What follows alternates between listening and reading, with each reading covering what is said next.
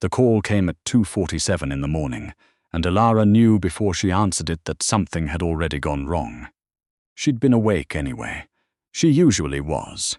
The numbers never quite left her alone after midnight, columns of figures that didn't balance, discrepancies too small to be accidents, and too precise to be anything else.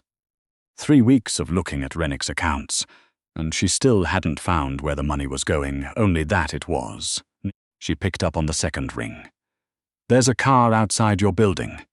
The voice on the other end didn't introduce itself. It didn't need to. She'd worked for Aldrich Rennick for 8 months, and in that time she'd heard his voice in every register, clipped, cold, occasionally, something close to curious, never before at 3 in the morning. "Come down. It's the middle of the night," she said. "I'm aware of the time." She almost said no. She thought about it, held the word in her mouth for a full second, and then she looked at the spreadsheet still open on her laptop, at the number she'd circled 4 times in red, and she said, "Give me 5 minutes." She didn't know yet that those 5 minutes would change everything.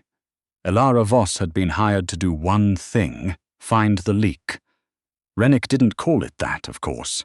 He called it an internal audit. His financial director, a man named Cutler, who smelled of cedar and disappeared into his office the moment Elara arrived, called it a routine reconciliation. But Elara had grown up poor enough to know what it looked like when someone was bleeding money quietly, slowly, in a way designed not to be noticed. She noticed.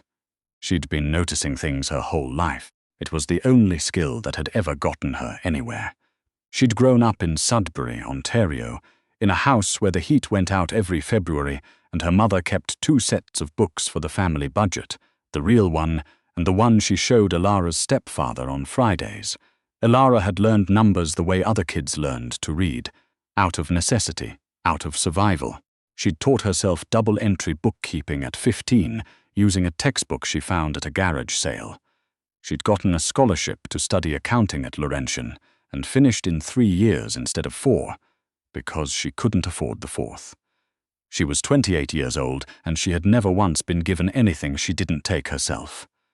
Rennick's organization, whatever it actually was, had found her through channels she didn't ask about, an intermediary.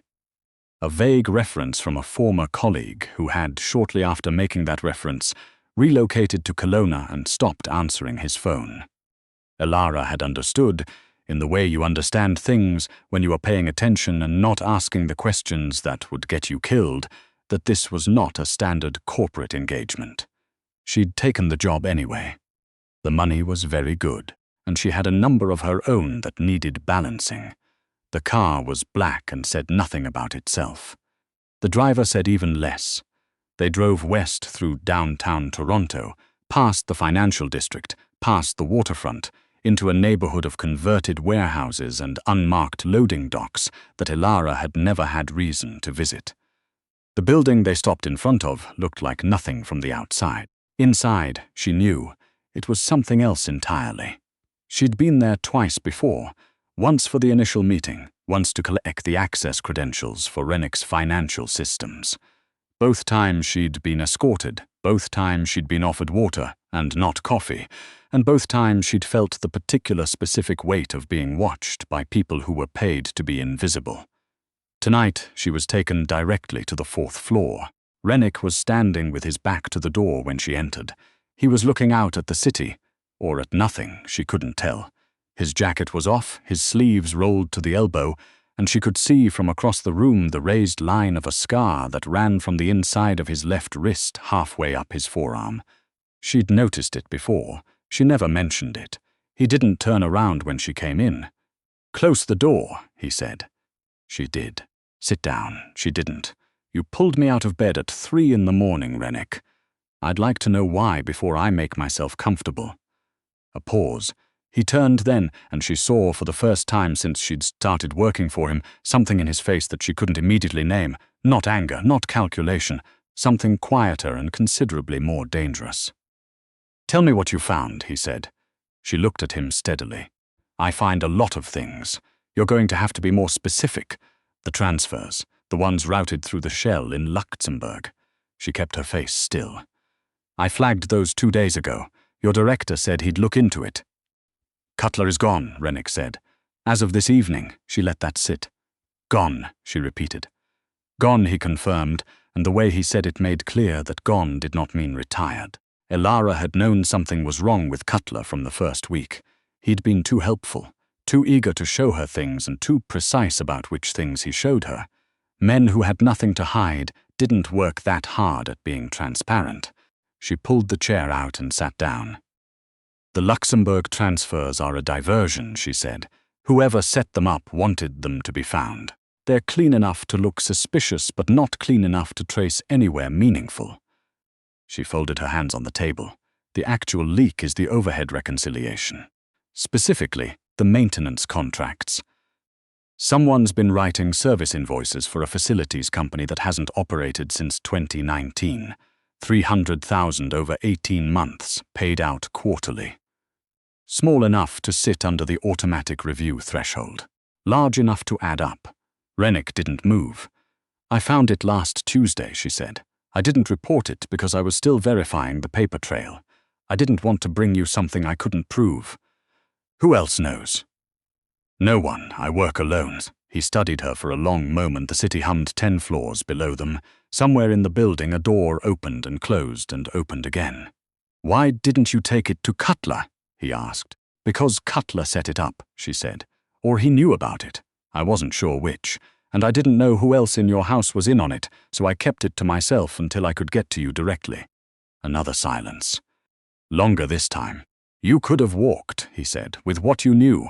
"I could have," she agreed. "I didn't. Why not?" She looked at him. She thought about Sudbury, about the 2 sets of books, about every person who had ever told her she was seeing things that weren't there. "Because I don't walk away from a problem I can solve," she said. "And I don't let someone else take credit for stealing from a place I was hired to protect." It was the wrong thing to say, probably. Too honest. Too much like a declaration. But Aldrich Rennick looked at her, really looked, the way he hadn't in 8 months of careful professional distance, and something in the lines of his face shifted, almost imperceptibly, like a calculation arriving at an unexpected result. "All right," he said. She didn't go back to her apartment that night. This wasn't a decision so much as a logistical reality. By the time Rennick finished asking questions, and he asked a great many of them, precise and sequential, and occasionally overlapping in ways that told her he'd already known some of the answers and was testing which ones she'd give honestly. It was past 5 in the morning, and he told her, in a tone that admitted no argument, that she would be staying in the building until they understood the full shape of what Cutler had been doing and who he'd been doing it for. She was given a room on the 3rd floor. Clean, spare, with a window that faced an interior courtyard, and a lock, she noticed, was on the outside of the door as well as the inside. She noticed that and didn't mention it. She didn't sleep.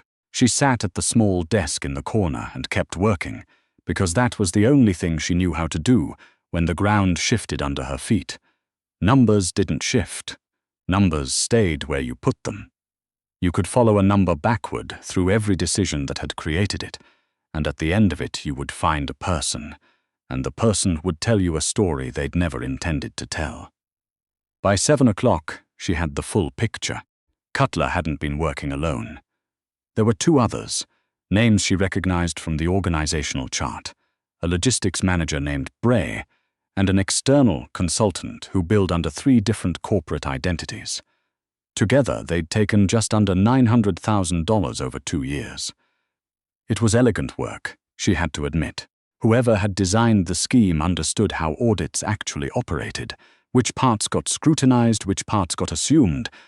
They'd underestimated one thing. They'd underestimated her. She printed the summary on the room's small printer and went to find Rennick. He was in the kitchen on the ground floor, which surprised her. She'd expected an office, or a boardroom, or some other space that asserted authority. Instead, he was standing at the counter with a mug of coffee and a newspaper. An actual physical newspaper, she noted, folded to the business section. And he was reading it in the kind of absolute stillness that some people managed in meditation and some people arrived at through an entirely different route. He looked up when she came in. She set the printed summary on the counter in front of him. He looked at it. Then, at her. "You were up all night," he said. It wasn't a question. "I usually am." He looked at that for a moment, filed it somewhere she could almost see him do it, and then he picked up the summary and read it. She watched his face and saw nothing she could name until he turned to the third page, and then she saw something tighten in his jaw. "Bray," he said. "Yes, he's been with the organization for 11 years. I know, it's in the ledger notes." He set the pages down and was quiet for long enough that she began to think he was done with her, that she'd delivered what she was there to deliver and the conversation was over. "Sit down," he said. "Have coffee." She almost said no. She said, "All right." He poured it himself, which she hadn't expected, and set it in front of her without asking how she took it.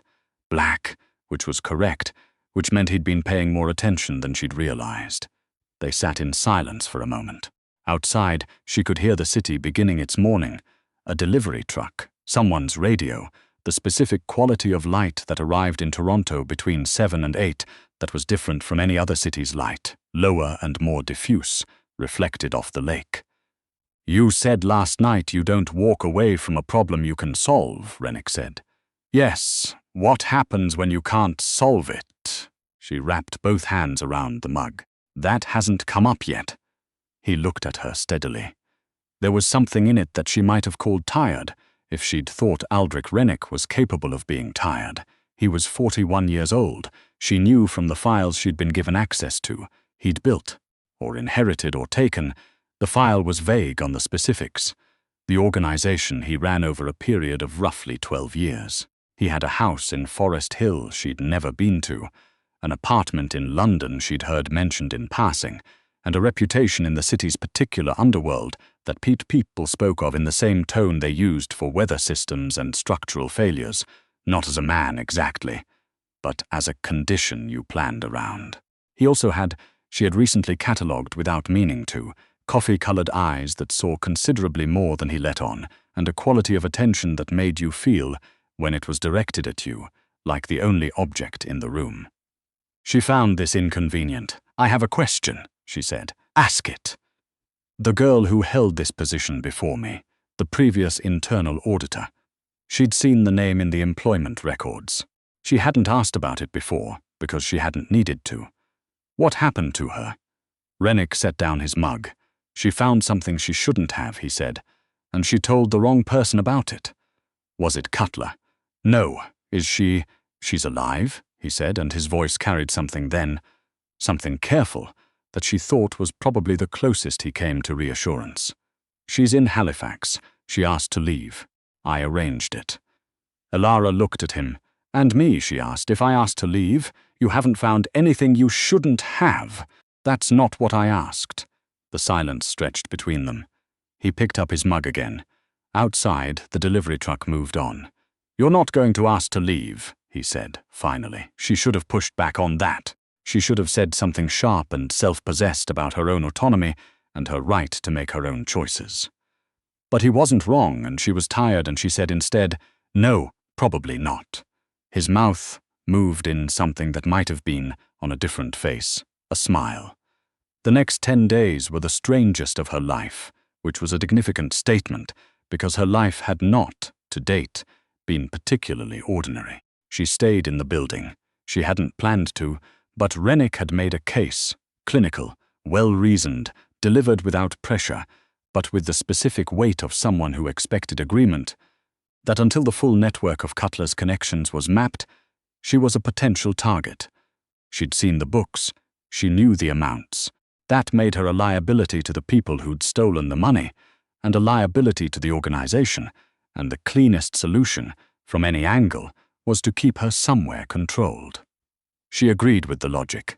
She didn't love the circumstance. But the room was comfortable, and the food was better than her apartment, where she ate mostly toast and takeout because cooking required a mental bandwidth she'd long since redirected to more pressing calculations. Here, someone brought meals. She didn't ask who or why. She simply ate and worked, and occasionally, in the late afternoon when the light shifted, let herself sit still for a few minutes without doing anything in particular. It was during one of those still moments that Rennick found her. She was sitting on the narrow ledge of the interior courtyard window. Not outside, the window didn't open, just sitting sideways on the sill the way she'd sat on windowsills since she was a child, with her eyes closed and her head tilted slightly back. She heard the door but didn't move. "You're not working," he said, observant. He came and stood beside the window. She opened her eyes. From this angle, standing over her like that, he looked exactly like what he was, large and precise and faintly exhausted in the way that powerful men became exhausted when they'd been powerful for too long, like a machine that had run well past the maintenance interval. "Cutler talked," he said. "The third party, the external consultant, has been picked up. Bray is cooperating, so it's done. The financial piece is done. He paused. "The relational piece is more complicated. It always is," she said. He looked at her. She looked back. "You could leave now," he said, "if you wanted." She thought about her apartment, the half-empty refrigerator, the takeout containers on the counter, the particular grey light that came through her north-facing windows every morning. She thought about the numbers she hadn't finished looking at, the ones that weren't Cutler's, the ones that went further back, that she'd started pulling at the edges of in the last 3 days when the main investigation was wrapping up, and she'd had time to look at things she hadn't been asked to look at. "I found something else," she said. He went still, completely still, in the way he sometimes did, a quality of stillness that other people might have found alarming, but that she had come to understand was him thinking at a level that required full resources. "Tell me," he said, "not Cutler. Before Cutler, further back." She turned to face the window.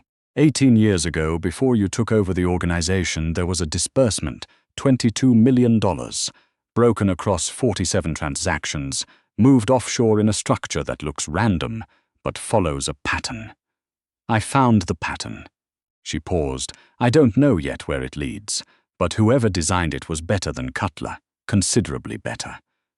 The silence lasted long enough that she turned back to look at him. His face had done something she hadn't seen it do before. Not the jaw-tightening of this morning, not the careful blankness of their first meetings. Something older, something that lived behind the calculation. "Where did you find that?" he said. "The archive files. The ones from the previous financial director. I went through them when I ran out of current material to audit. Those files weren't in your scope." "No," she agreed. "They weren't." Another silence. "You know what that means," he said. "Not a question. It means I found something I wasn't supposed to find." She looked at him directly. "You can send me to Halifax," he didn't smile. But something happened in his face, something that she thought might be the expression a man made when a situation arrived that he hadn't planned for and found he didn't entirely mind. "That's not what I'm going to do," he said. "Then tell me what you are going to do. I'm going to let you finish what you started." He looked at her for a long moment, "And I'm going to need to know if I can trust you." "I've spent 10 days in your building," she said, "finding your money and handing you the names of the people who took it, when any one of them would have paid me to look the other way. What do you need that you don't already have?" He was quiet. Outside, through the glass, the courtyard held its small contained square of sky. Pale blue, the particular washed-out blue of a Toronto morning in October, when summer was fully over and winter hadn't committed yet. "I don't trust easily," he said, and it was the most unguarded thing she'd heard him say in 10 days. "Neither do I," she said, "but I trust numbers. And the numbers say that somebody set your organization up 18 years ago to fail slowly, and it hasn't failed yet, and I'd like to know why." She paused. "I'd like to be the person who finds out why." He looked at her for a long time. She looked back. "All right," he said, the same 2 words he'd said the night she arrived, but they meant something different this time. She could hear it, the slight shift in weight, the way a door sounds different when it opens from the way it sounds when it closes. He sat down across from her, on the plain wooden chair that was the room's only other furniture, and for the first time since she'd met him, Aldrich Rennick looked like a man who was willing to wait and see what happened next. "Then tell me what you have," he said, and Elara Voss opened her laptop and started from the beginning, and by the time she was done the light outside had gone from morning to afternoon, and neither of them had noticed. She found him 3 days later at his desk at 2 in the morning. She'd gotten up to get water and seen the light under his door. She knocked because she had a question about a transaction date that couldn't wait. That was what she told herself. He said, "Come in." He was going through paper files, physical paper in folders, spread across the desk in a pattern she recognized, the kind of careful disorder that was actually a system, the kind of system that existed in the mind first and on the desk second. "The 2006 disbursement," she said without preamble. "The first transaction in March. What was happening in the organization at that time? What was the context?" He looked at her. Then he looked at the paper in his hand. "My father was dying," he said. She hadn't known that. She should have inferred it, maybe. The timeline matched, the dates aligned. But she hadn't, and she felt the knowledge settle into the picture like a piece that changed the shape of everything around it. "Someone knew," she said carefully. "Yes, someone inside." "Yes." She looked at the files on his desk. "How many people knew at that point that you were going to take over?" He set the paper down. "2 people who are dead. 1 who isn't. Who isn't?" He looked at her for a long moment. "The accountant who managed the transition," he said. "He left the organization in 2008. I let him go because the books were clean by then, and I didn't have reason to look harder." A pause. "His name is Wyndham. He's been in retirement in Victoria for 15 years. Elara looked at her laptop. She thought about the pattern, 47 transactions, the spacing, the routing, the elegant structure of it, the care. "He's not retired," she said. Rennick went still. She turned the screen so he could see it. "I ran the tax records. The holding company that received the last tranche of those transactions in 2011. I traced the ownership chain. It terminates with a numbered company registered in BC in 2019. She paused. The same year Cutler's Shell started billing. The room was very quiet. "They knew each other," Rennick said. "They knew each other." She can structure. Wyndham was built inside Access. "The facility's billing, that was payment. Not theft. Payment. For what? I don't know yet," she said. "But I think whatever it is, it's still happening."